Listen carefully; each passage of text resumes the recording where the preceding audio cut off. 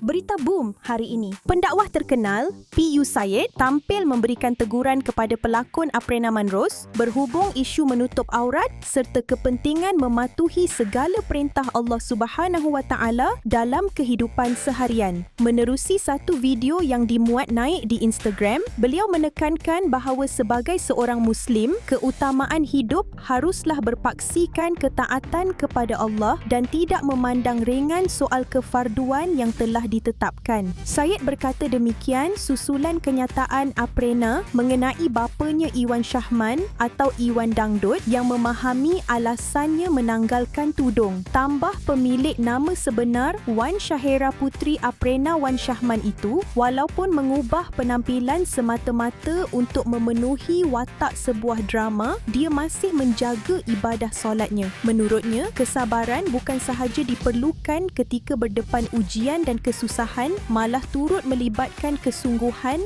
dalam melaksanakan setiap perintah Allah tanpa culas atau bertangguh. Syed juga mengingatkan setiap kefarduan yang diwajibkan ke atas Muslim yang akil baligh dan berakal wajib dipikul sebagai tanggungjawab, kecuali dalam keadaan tertentu seperti belum baligh atau hilang kewarasan.